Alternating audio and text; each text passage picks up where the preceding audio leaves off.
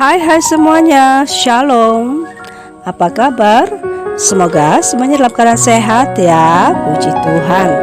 Anak-anak, hari ini kita kembali lagi belajar pelajaran agama Kristen kelas 10 bab 2 bagian 2. Tentunya anak-anak masih ingat di pembelajaran bab 2 bagian 1 kita sudah mempelajari dua hal, yaitu aspek intelektual dan aspek sosial. Maka di pertemuan bagian yang kedua ini kita akan mempelajari aspek emosional, aspek moral, dan aspek spiritual.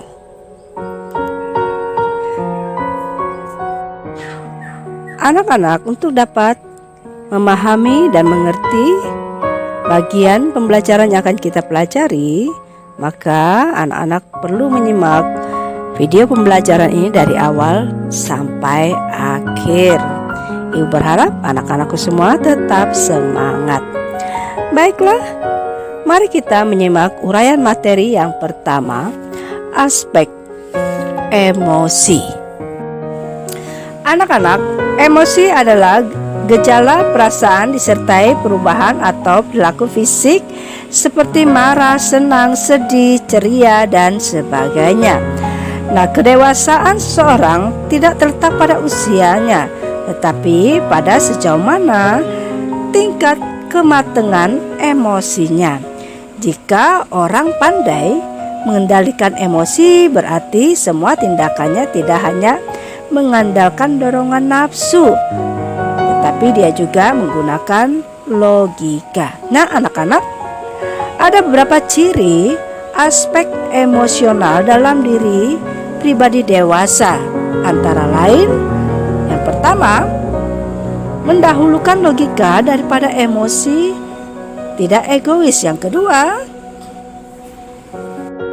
mengontrol emosi dengan baik dalam menyelesaikan masalah. Yang ketiga, memikirkan masa depan yang baik. Yang keempat, menerima hal buruk, kekecewaan, atau tekanan dengan tenang dan stabil. Nah, dewasa dalam aspek emosi berarti mampu mengendalikan perasaan dengan cara yang tepat dan ditunjukkan kepada orang yang tepat. Aspek emosi tidak berhubungan dengan aspek intelektual, karena kenyataannya banyak ditemukan orang-orang yang tergolong cerdas ternyata tidak dapat mengontrol emosi, mudah marah, cepat tersinggung, atau sering berlaku kasar. Nah, emosi adalah perkara yang rumit, tapi dapat dikendalikan dan dimanfaatkan. Emosi adalah kekuatan yang dapat merusak atau destruktif, atau membangun konstruktif diri sendiri dan orang lain, tergantung kemana kita mengarahkannya. Nah, manfaat dari ketajaman emosional adalah yang pertama, dapat menolong orang lain agar mampu mengendalikan emosi dan mencari tahu pemicunya. Yang kedua, menolong orang lain untuk mengolah dan mengelola emosi itu sendiri. Yang ketiga, mendorong orang lain untuk menyalurkan emosinya dengan cara yang lebih produktif atau bermanfaat. Dan yang keempat, menolong orang lain untuk mengenali dan memahami emosi orang lain. Di dalam Alkitab, kita melihat Tuhan Yesus pernah marah ketika ia mendapati Bait Allah menjadi seperti pasar, dikotori orang-orang yang menyalahgunakan fungsinya dan menjadikan tempat mencari laba. Tuhan Yesus marah dan mengusir semua orang yang berjualan. Matius 21 ayat 12 sampai 17. Lalu ia menyucikan Bait Allah tersebut. Nah, dalam situasi lain, Tuhan Yesus juga turut bersedih ketika mendengar Lazarus telah mati. Lukas 16 ayat 19 sampai 31. Ia menghibur Marta dan Maria. Ia telah menunjukkan emosinya, tetapi tidak jatuh ke dalam dosa marah. Uraian materi yang kedua, aspek moral. Anak-anak, moral berasal dari kata mores yang artinya tata cara kehidupan, adat istiadat, atau kebiasaan. Nah, moral berhubungan dengan kaidah dan pranata yang mengatur perilaku individu dalam hubungan sosial dengan orang lain dan sebagai standar baik buruknya perilaku seseorang. Menurut Lawrence Kohlberg, pakar pendidikan dan psikologi, mengatakan perkembangan moral seseorang terdiri dari 6 tingkat orientasi yang disebut dengan moral development. Tingkat orientasi yang pertama adalah prakonvensional, di mana aturan moral masih ditafsirkan sebagai sesuatu yang menyakitkan. Misalnya, berlaku sopan atau baik karena takut dihukum. Masih berpikir tentang apa untungnya bagi saya. Nah, tingkat ini terbagi 2. Yang pertama, orientasi pada kepatuhan dan hukum, dan yang kedua, orientasi pada minat pribadi. Tingkat orientasi yang kedua adalah konvensional, di mana seseorang berperilaku baik karena ada kesepakatan dalam keluarga, masyarakat, atau antar pribadi. Tingkat ini terbagi menjadi 2, yaitu orientasi pada keserasian interpersonal dan konformitas. Yang kedua, orientasi pada otoritas dan pemeliharaan aturan sosial. Nah, pada tingkat ini seseorang menjadi orang baik. Moralitas tergantung pada hukum dan aturan yang dipahami. Tingkat orientasi yang ketiga yaitu pasca konvensional, di mana moral dirumuskan berdasarkan nilai-nilai dan prinsip moral yang dapat diterapkan terlepas dari identitas diri atau kelompok tertentu. Tingkat ini terbagi menjadi 2. Yang pertama, orientasi pada kontrak sosial karena perilaku didasarkan pada keputusan mayoritas. Yang kedua, orientasi etika universal. Perilaku didasarkan pada asas keadilan dan kebenaran. Tetap menjunjung tinggi keadilan dan kebenaran, tidak peduli apakah masyarakat setuju atau tidak. Nah, anak-anak, ketika seseorang masih kecil, ia akan berbuat baik karena diajarkan dan kadang untuk mendapat hadiah. Tetapi lama-kelamaan perbuatan baik dilakukan karena sudah terbiasa dan untuk menyenangkan orang lain. Anak-anak, memang pertumbuhan dalam aspek moral tidak berhubungan dengan aspek intelektual dan aspek fisik. Tetapi seiring bertambahnya usia dan pengalaman rohani, seharusnya seseorang akan mempunyai pertumbuhan moral yang lebih baik. Kita masih ingat ketika Allah memberikan 10 hukum kepada bangsa Israel agar menjadi standar hidup mereka. Keluaran 20 ayat 1 sampai 17. Nah, 10 hukum menanamkan kekudusan yang mencerminkan kualitas moral umat Allah. Inilah yang membedakan umat Israel dengan bangsa-bangsa lain. Allah berkenan atas kualitas moral seperti itu.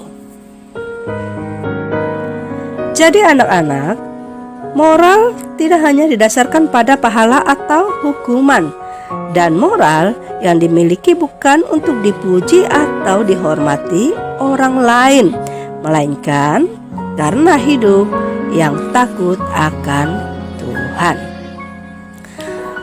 Uraian materi yang ketiga adalah aspek spiritual. Nah, Salomo dalam kitab Amsal 4 memulai nasihatnya dengan menyampaikan tujuan penulisan Amsal, yaitu untuk mengetahui hikmat, mengerti kata-kata, menerima pendidikan, memberikan kecerdasan, serta mengenal Amsal dan ibarat. Dalam ayat 7, Salomo memberikan rahasia tercapainya suatu tujuan tersebut, yaitu takut akan Tuhan adalah permulaan pengetahuan. Amsal pasal 1 ayat 1 sampai 7. Nah, kunci dari semuanya adalah hubungan pribadi seseorang dengan Tuhan, yaitu aspek spiritual. Takut akan Tuhan adalah sikap taat, segan, gentar, dan hormat kepada Tuhan disertai perilaku taat pada perintahnya. Dalam takut akan Tuhan ada ketaatan yang bersifat mutlak. Nah, hal inilah yang menentukan pertumbuhan spiritual seseorang. Seseorang yang telah bertumbuh secara spiritual akan lebih pandai dan lebih tenang dalam menghadapi berbagai kesulitan, sebab segala sesuatu diserahkan kepada Tuhan. Jadi, hubungan akrab dengan Allah akan mewarnai standar moral yang dimiliki seseorang. Mari kita melihat hal yang dialami seseorang dalam pertumbuhan spiritual. Yang pertama, bertumbuh dalam iman. Anak-anak, iman adalah dasar dari segala sesuatu yang kita harapkan dan bukti dari segala sesuatu yang tidak kita lihat. Ibrani 11 ayat 1. Iman tidak harus dibuktikan secara fisik, dan iman tidak terbatas pada usia dan keadaan tertentu. Mari kita melihat ada beberapa hal penting tentang iman. Yang pertama, iman adalah anugerah Tuhan. Iman dianugerahkan oleh Tuhan ke dalam hati manusia. Yang kedua, iman tidak pernah selesai. Nah, iman terus mengalami proses pertumbuhan seumur hidup kita. Yang ketiga, iman mendatangkan hikmat, dan iman adalah dasar. Iman kepada Tuhan membawa seorang dalam hubungan yang akrab dengan Tuhan karena mengenalnya. Yang keempat, iman menyelamatkan. Hanya iman kepada Kristus yang mendatangkan keselamatan. Orang yang beriman kepada Kristus akan hidup dan melakukan kehendaknya. Nah, selain bertumbuh dalam iman, yang kedua adalah takut akan Tuhan. Anak-anak, pernahkah kamu merasa takut kepada seseorang? Atau kepada siapakah kamu menaruh hormat yang tinggi?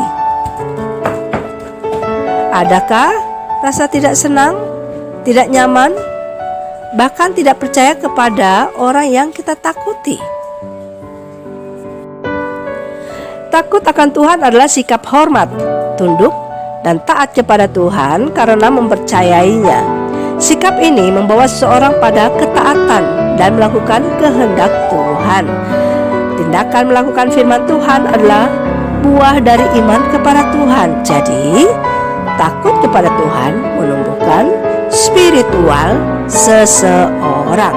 Nah, pribadi yang tumbuh dewasa dalam aspek spiritual tidak hanya mengenal Tuhan secara intelektual, tetapi juga mengekspresikannya dalam hidup sehari-hari. Sebab iman tanpa perbuatan adalah mati, dan perbuatan yang dilakukan tanpa iman kepada Tuhan adalah sia-sia. Yakobus 2 ayat 20 sampai 21. Nah, anak-anak, hari ini kita sudah belajar 3 hal dari bab 2 pertemuan bagian kedua, yaitu aspek emosi, aspek moral dan aspek spiritual. Nah, dari bagian ini kita mengerti bahwa dewasa dalam aspek emosi berarti mampu mengendalikan perasaan dengan cara yang tepat dan ditunjukkan kepada orang yang tepat. Sedangkan aspek moral, kita mengetahui bahwa moral yang dimiliki bukan untuk dipuji atau dihormati orang lain, melainkan karena hidup yang takut akan Tuhan. Sedangkan pribadi yang tumbuh dewasa dalam aspek spiritual tidak hanya mengenal Tuhan secara intelektual, tetapi juga mengekspresikannya dalam kehidupan sehari-hari. Amin. Nah, anak-anak, ini adalah pembelajaran kita pada hari ini. Ibu berharap anak-anak dapat mengerti dan memahami pelajaran yang sudah kita pelajari bersama-sama dan dapat menerapkannya di dalam kehidupan sehari-hari. Dan Ibu ucapkan terima kasih atas perhatiannya. Tetap semangat. Ingat protokoler kesehatan, memakai masker, mencuci tangan, dan menjaga jarak. Sampai bertemu di pertemuan selanjutnya. Tuhan Yesus memberkati. Shalom.